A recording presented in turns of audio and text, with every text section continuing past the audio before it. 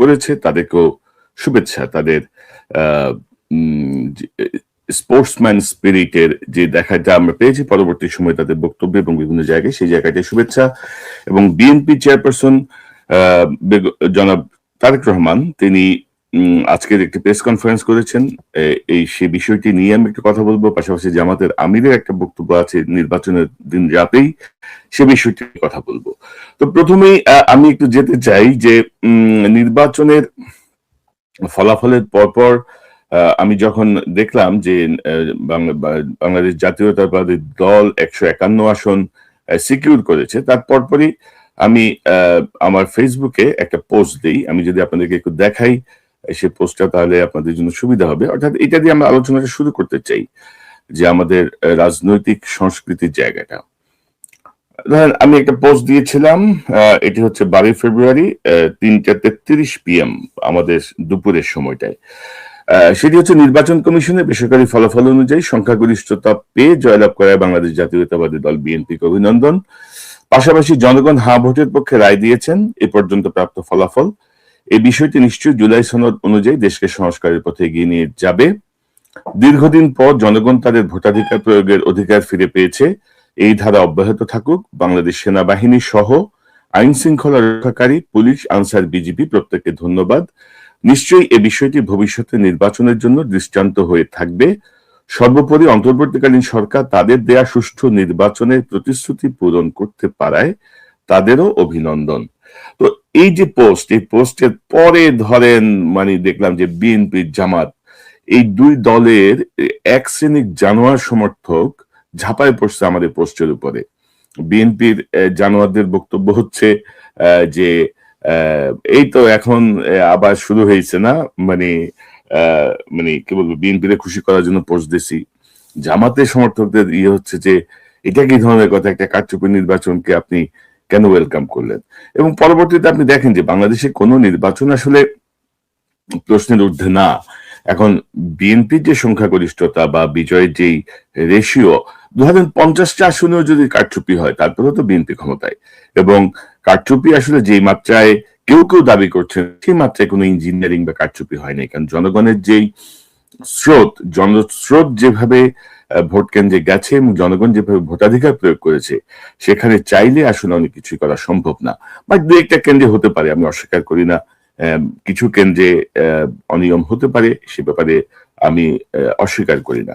বা যেভাবে জনগণের যেভাবে গালাগালির যেই নমুনা আর কি, ইচ্ছা মতো, এবং সবাই কেন যেন মনে করে যে সবাই টাকার কথা বলে, টাকা খাইছি, পাচাটি, যাই হোক আর কি। তো এখন ধরেন এখানে আমি যদি কমেন্টস দেখেন, 19,000 মানুষ এখানে আসলে তাদের লাইক, শেয়ার, লাভ, রিয়েক্ট দিয়েছেন। 1700 মানুষ তাদের কমেন্টস দিয়েছেন এবং 435টা হচ্ছে শেয়ার।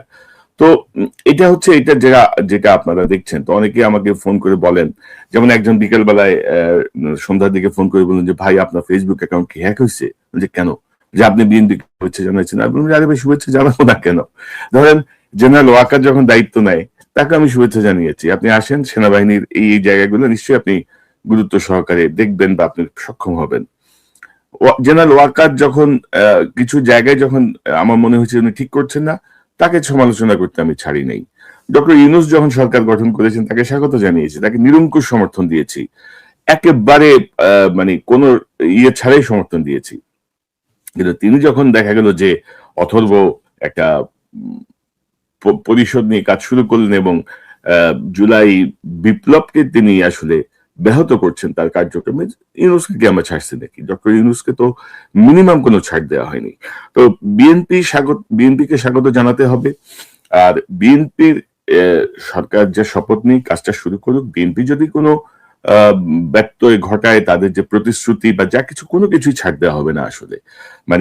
প্রথমে তো আপনাকে ওয়েলকাম করতে হবে। এবং সবচেয়ে বিস্ময়কর হচ্ছে যে ধরেন নির্বাচনের দিন রাতে আমি আসলে জামাতের আমিরের যে বক্তব্য, সেই বক্তব্য তার নেতাকর্মীরা ফলো করছেন না, দেখেন নাই অথবা জানেন না, বা এখনো যারা লিখছেন, সেই জায়গাটা আমি আপনাদেরকে সেই বক্তব্যটা একটু দেখাতে চাই, যদি শোনেন।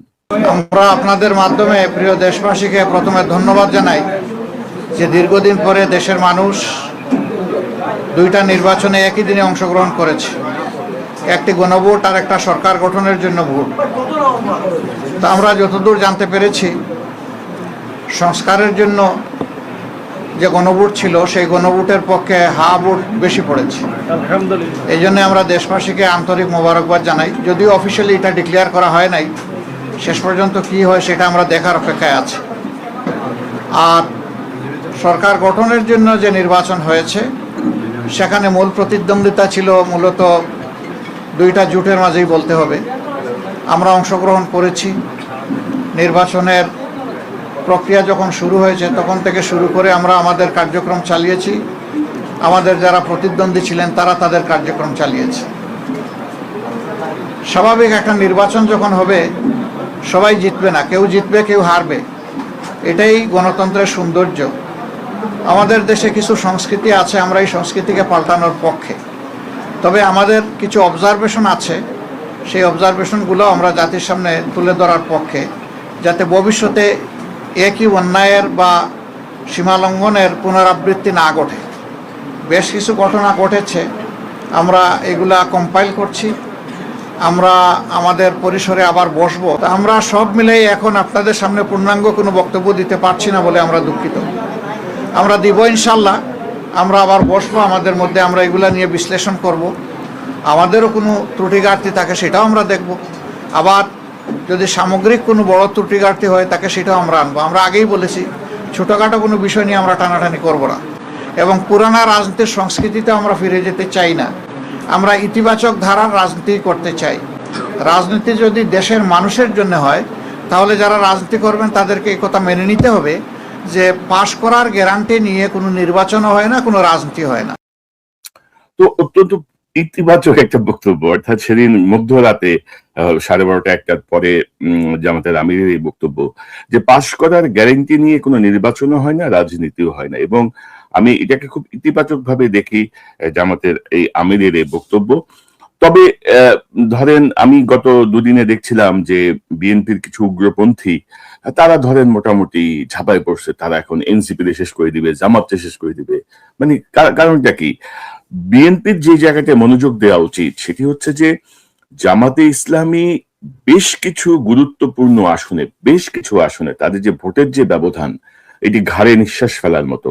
3,500 থেকে 5,000, 5,500 ভোটে একটা একটা মানে 20-25টার বেশি আসন যতটুকু মনে পড়ছে এই মুহূর্তে তারা কিন্তু পরাজিত হয়েছে। সো এটা কিন্তু বিএনপিকে অত্যন্ত গুরুত্ব সহকারে বিষয়টা নিতে হবে যে প্রতিদ্বন্দ্বীকে শেষ করে দেয়া না, এই প্রতিদ্বন্দ্বীর এই জায়গাটাকে ওভারকাম করার যে প্রস্তুতি সেটি নিতে হবে। কিন্তু আপনারা যদি এখন বলেন যে জামাতকে নিশ্চিহ্ন করে দিব, এনসিপি কে নিশ্চিহ্ন করে দিব, এরা থাকবে না, ওরা কিছু উগ্রবাদী কয়েকজন কথা শুনছিলাম, সোশ্যাল মিডিয়া দেখছিলাম, এখন এনসিপি কে হামলা করব, জামাতকে হামলা করব, এই করব। তো এগুলো আসলে শুভ ফল বয়ে আনবে না।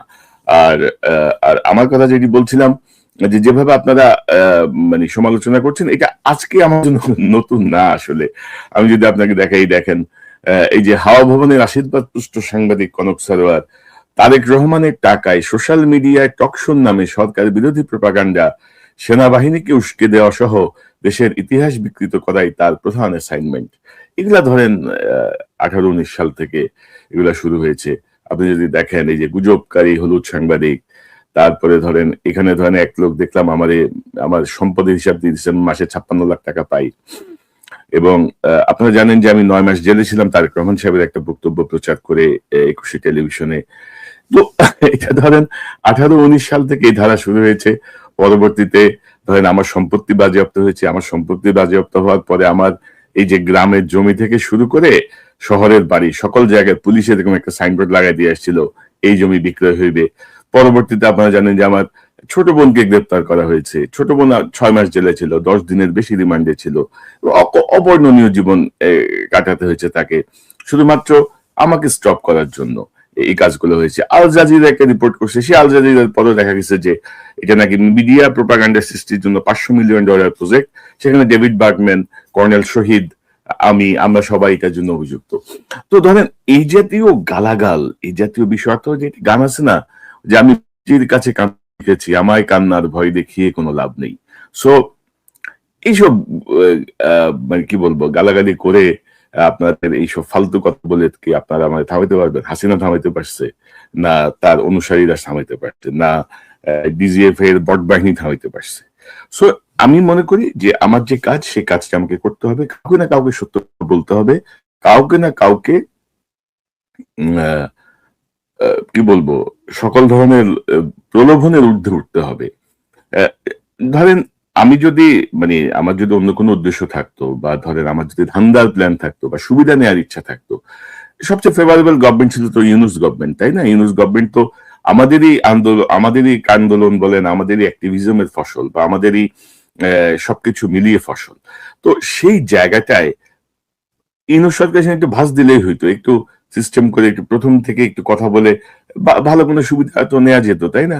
তো কেন নেই? কারণ হচ্ছে আমাদের, আমার ব্যক্তিগত অবস্থানটা ছিল যে এই যে এতগুলো ছেলে মারা গেল, এই যে বাংলাদেশ, আমরা বাংলাদেশের কথা বলছি, সেই বাংলাদেশ যেন একটি সঠিক পথে সুন্দরভাবে এগিয়ে যায়, এই ছিল টার্গেট। আর আমার সঙ্গে আমি দেখছি যে পিনাকি ভট্টাচার্য বা আমাদের ইলিয়াস হোসেন, এই দুজন তাদের ফেসবুকে কি বলছে সেটার সঙ্গে আপনারা আমাকেও ট্যাগ করছেন। আমরা বাংলাদেশের অত্যন্ত গুরুত্বপূর্ণ মুহূর্তগুলোয় 2-3টা বিষয়ে আমরা একসঙ্গে টকশো করেছি এবং প্রয়োজনে ভবিষ্যতেও করব, কিন্তু তাদের অ্যাক্টিভিজম যে প্ল্যাটফর্ম বা তাদের যে ইন্ডিভিজুয়াল ইউটিউব প্ল্যাটফর্ম, সেখান থেকে তারা কি বললো, এবং একটা জিনিস নিশ্চিত থাকতে পারেন যে আমাদের কারোর সঙ্গে পরামর্শ করে কিছু করে না। এবং যখন আমরা ভাবে আসি, তখন আমরা কথা বলে আসি যে আমরা এই বিষয়টা নিয়ে কথা বলবো বা এই বিষয়টা নিয়ে আলোচনা করা উচিত। সো কোথায় কোন প্ল্যাটফর্মে হোসেন কি বললো বা পিনাকি ভট্টাচার্য কি বললো, সেটির জন্য একেবারে আপনারা সব ঝাঁপাই পড়বেন, এগুলা বোধহয় ঠিক না। আপনাদের বোধোদয় হওয়া প্রয়োজন, মিনিমাম একটু সেন্স কাজ করানো উচিত। কারণ এই নির্বাচনের আগে আমি স্পষ্টভাবে বলেছি, জনগণ, আপনারা ভোট দিতে যান, আপনাদের যাকে পছন্দ তাকে ভোট দেন, তবে লক্ষ্য রাখেন বাংলাদেশ বিরোধী যারা, তাদেরকে ভোট দিয়েন না। অর্থাৎ দুর্নীতিবাজ, অসৎ লোক, যাদের দ্বারা দেশের ক্ষতিগ্রস্ত হবে, তাদেরকে ভোট দিয়ে না। জুলাই যে বিপ্লব, সেই চেতনাকে ধারণ করে আপনারা ভোট দিতে যান। আর জনগণ বোঝে, জনগণকে গাইড করার কিছু নাই। জনগণ কিন্তু আমার আপনার থেকে জনগণের, মাস পিপলের যে ওপিনিয়ন, সেটা অনেক স্ট্রং এবং অনেক কারেক্ট। এই জন্যই ডেমোক্রেসি পৃথিবীতে সবচেয়ে বেশি গ্রহণযোগ্য একটা শাসন ব্যবস্থা। তবে আজকে তারেক রহমান সাহেবের যে প্রেস কনফারেন্স, সেই প্রেস কনফারেন্সটাকে আমি কনগ্রেচুলেট। সাধারণ বক্তব্য বলেছেন তিনি, দেশি বিদেশি সাংবাদিকদের সাথে যে প্রেস কনফারেন্স, আমি যদি আপনাদেরকে একটু শোনাই। রাজনীতিতে রাজনৈতিক দলগুলো মূলত গণতন্ত্রের বাতিঘর। সরকার এবং বিরোধী দল যে যার অবস্থান থেকে দায়িত্বশীল ভূমিকা পালন করলে অবশ্যই দেশে গণতন্ত্র প্রাতিষ্ঠানিক রূপ পাবে বলে আমরা দৃঢ়ভাবে বিশ্বাসী। নির্বাচনে অংশগ্রহণকারী প্রতিটি গণতান্ত্রিক রাজনৈতিক দলগুলোর প্রতি আহ্বান জানাই, দেশ গঠনে আপনাদের চিন্তা ভাবনা আমাদের কাছে অত্যন্ত গুরুত্বপূর্ণ। আমাদের পথ এবং মত ভিন্ন থাকতে পারে, কিন্তু দেশের সাথে আমরা সবাই এক। আমি বিশ্বাস করি জাতীয় ঐক্য আমাদের শক্তি, বিভাজন আমাদের দুর্বলতা। দলমত, ধর্ম, বর্ণ কিংবা ভিন্ন মত যাই থাকুক, কোনো অজুহাতে অবশ্যই দুর্বলের উপরে সবলের আক্রমণ আমরা মেনে নেব না। খুবই পজিটিভ বক্তব্য, এবং তার বক্তব্যের একটা জায়গায় আছে যে রাজনৈতিক মাঠে নির্বাচনের আগে অনেক ধরনের বক্তব্য আসে, অনেক ধরনের আক্রমণ আসে, পাল্টি অনেক কথা হয়, সেটি যেন এখন কন্টিনিউ না হয়। অর্থাৎ নির্বাচনের আগে ভাই অনেক ধরনের কথা আসে। আমি আমার প্রতিপক্ষকে ঘায়াল করার জন্য লিগ্যালি, ইলিগ্যালি, নৈতিকভাবে, অনৈতিকভাবে অনেক রকম ভাবে ঘায়াল করার চেষ্টা করি, অনেক রকম ভাবে টার্গেট থাকে আমি কিভাবে ভোটটা পাবো। এটা তৃতীয় বিশ্বে যেমন এটা উন্নত বিশ্ব এটা চলে। তো সেই জায়গাটায় তারেক রহমান সাহেবের এই যে আহ্বান, এবং আমি পত্রিকায় দেখলাম যে তিনি জামাতের আমির এবং এনসিপির নাহিদের বাসায় যাবেন, তাদের অংশগ্রহণ এবং তাদের প্রতিদ্বন্দ্বিতাপূর্ণ অবস্থানের জন্য তাদেরকে শুভেচ্ছা জানাতে যাবেন। তো এটি একটা নতুন ধারার সূচনা আমি বলবো বাংলাদেশে। আমরা তার বাকি বক্তব্যটা শুনি। ন্যায়প্রণতা হবে আদর্শ। আইনি শাসন প্রতিষ্ঠা করা না গেলে আমাদের সকল চেষ্টা ব্যর্থ হয়ে যেতে পারে।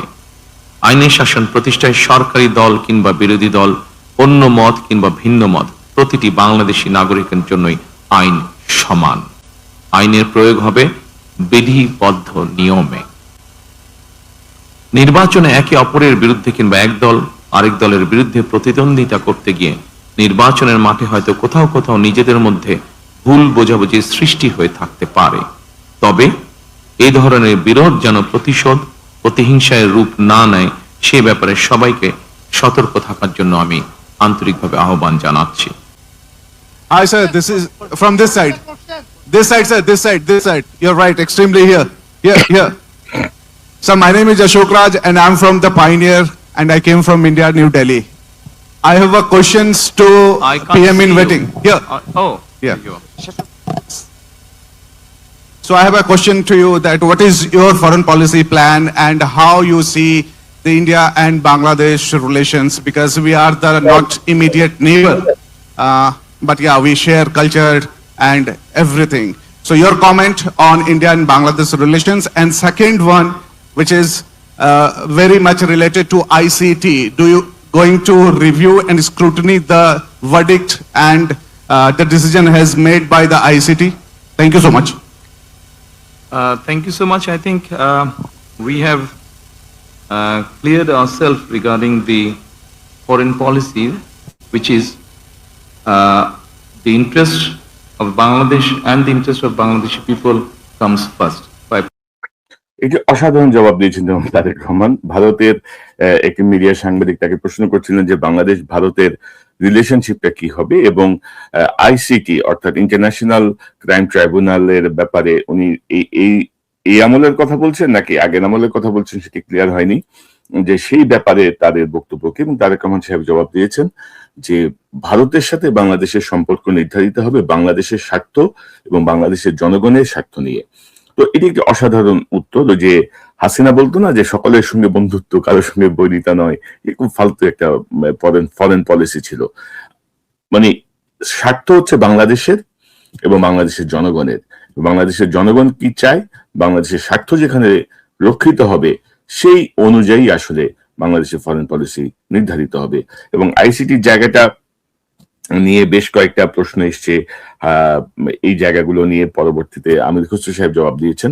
তবে তারেক রহমানের আশেপাশে যারা থাকবেন তারা আরেকটু অ্যাটেন্টিভ থাকা ভালো, কোথায় কি হচ্ছে না হচ্ছে। দেখা গেলো যে আমির খসরু সাহেব প্রশ্নই শুনেন নাই, বোঝেন নাই, বেশ কয়েকবার বলতে হলো। এগুলো একটু অন্যরকম প্রশ্নের সৃষ্টি করে। তো সেই জায়গাটা আইনগতভাবে সমাধান হবে। এবং আরেকটি প্রশ্ন ছিল যে আওয়ামী লীগের ব্যাপারে কি সিদ্ধান্ত নিচ্ছেন Tarique Rahman. Protecting the interest of Bangladesh and the people of Bangladesh. Your plans for reconciliation in Bangladesh? By ensuring rule of law. Thank you. Awami লীগের নেতাকর্মীদের ব্যাপারে বা আওয়ামী লীগের ব্যাপারে রিকনসিলিয়েশনের ব্যাপারে কি হবে এমন একটা প্রশ্ন এসেছিল। সেই প্রশ্নের জবাবে তারেক রহমান সাহেব বলেছেন যে আইনগতভাবে, আইন যেভাবে বলে তাদের অপরাধের মাত্রা অনুযায়ী তাদের বিষয়টি দেখা হবে এবং আইনগতভাবে দেখা হবে। এখানে কোনো প্রতিহিংসা বা অন্য কোনো বিষয় কাজ করবে না। তবে তারেক রহমান সাহেবের যে প্রেস কনফারেন্স, অর্থাৎ খুবই ভালো প্রেস কনফারেন্স আমি বলবো, তিনি খুব চমৎকার ভাবে অর্থাৎ এতদিন ধরে তিনি যা বলে আসছিলেন সেই জায়গাটার একটা প্রতিফলন কিন্তু তার প্রেস কনফারেন্সে স্পষ্ট। তবে আমি একটু বলতে চাই যে প্রেস কনফারেন্সে দলীয় লোকজন যেন না ঢোকে এই ব্যাপারে সতর্ক থাকে, কারণ প্রেস কনফারেন্সে হাততালি দেওয়ার কিছু নেই এবং তারা সবাই যে বাংলাদেশে প্রথাগত যেটা হয়। এবং বাংলাদেশি সাংবাদিকদের কয়েকটা প্রশ্ন শুনলাম, তার মধ্যে একজন একটু তেল মারার চেষ্টা করলো আর দুইজন মোটামুটি নর্মাল ছিল। তো এগুলা খাসলাত পরিবর্তন করতে হবে আর কি। সাংবাদিকতা মানে তেল মারা না, দালালি না। সাংবাদিকতা মানে হচ্ছে জবাবদিহিতা। এবং মনে রাখতে হবে বাংলাদেশের 20 কোটি মানুষের পক্ষে আপনি দাঁড়াচ্ছেন, আপনি সেই প্রশ্নটা করতে হবে এবং সরাসরি প্রশ্ন করতে হবে। প্রশ্নের মধ্যে যদি আপনি ভয় পান, প্রশ্নের মধ্যে যদি আপনার ব্যক্তিগত স্বার্থ সংশ্লিষ্ট কোনো বিষয় থাকে, তাহলে আপনি সেই জাতীয় প্রশ্ন না করাই ভালো। সেক্ষেত্রে আপনি প্রেস কনফারেন্সে না যাওয়াই ভালো। তো সেই জায়গাটা, তবে আমি একটা জায়গায় চিন্তিত, বিএনপি যেভাবে ব্রুট মেজরিটি পেয়েছে অর্থাৎ একক সংখ্যাগরিষ্ঠতা, এই জায়গাটা কিন্তু আমাকে ভাবাচ্ছে। কারণ তারেক রহমান সাহেবের মানসিকতা বা তার যে পরিবর্তিত চিন্তা বাংলাদেশকে ঘিরে, সেই জায়গাটায় এই ব্রুট মেজরিটির সুযোগে দলের মধ্যে একটা ডিপ স্টেট গড়ে উঠবে, দলের বাইরে একটা ডিপ স্টেট গড়ে উঠবে। তারা নানা রকম ভাবে যেহেতু একক ক্ষমতা এবং আপনার বিরোধী দলকেও প্রয়োজন হচ্ছে না, সেই জায়গাটায় কোনো আকাম করে কিনা আমরা অতীতে এরকম অনেক দেখেছি। সেই আকামের জায়গাটা নিয়ে আসলে আমি চিন্তিত যে এতটা ব্রুট মেজরিটি কে বিএনপি কে কতটুকু নিয়ন্ত্রিত শাসন ব্যবস্থা কায়েম করতে সুবিধা করবে, নাকি তারা মনে করবে যে যেটা হাসিনা মনে করেছিল যে ব্রুট মেজরিটি মানে আমারই সব, জনগণ আমাদের সব দিয়ে দিচ্ছে, আমি এখন যা ইচ্ছা তা করব। তো সেই জায়গাটায় আমি মনে করি যে একটু ভাবনার বিষয় আছে। তবে তারেক রহমান সাহেবের এখন পর্যন্ত যা আমি দেখছি, যেসব বক্তব্য বা সবকিছু মিলিয়ে আমি যা দেখছি, তাতে আমার মনে হয় না যে তাকে বিভ্রান্ত করা এতটা সহজ হবে। কারণ 18 বছর তার উপর দিয়ে, তার পরিবারের উপর দিয়ে, বেগম খালেদা জিয়ার উপরে যা গেছে, সেই জায়গাটা থেকে তার যে লার্নিং, আমি মনে করি সেই লার্নিং নিশ্চয়ই বাংলাদেশকে একটু অন্য পথে, নতুন পথে নিয়ে যাবে, নতুন পথ নিয়ে যাবে। তো আমার মনে হয় যে আপনারা আজকের আমার এই অনুষ্ঠানের বক্তব্যটা স্পষ্টভাবে বুঝতে পেরেছেন।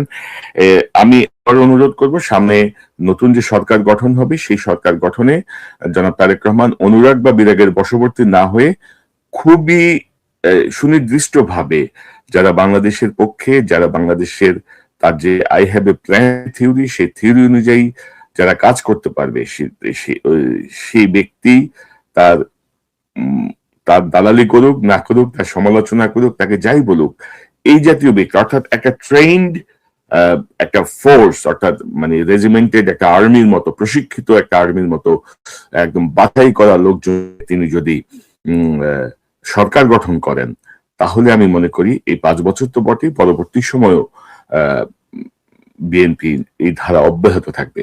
মনে রাখতে হবে, এই মুহূর্তের প্রধান বিরোধী দল জামাতে ইসলামী কিন্তু বিএনপির ঘাড়ে নিঃশ্বাস ফেলছে। তাদের যেই ভোটের যে পার্সেন্টেজ, এবং আপনারা দেখবেন যে নির্বাচনের ঠিক আগের দিন রাতে জনাব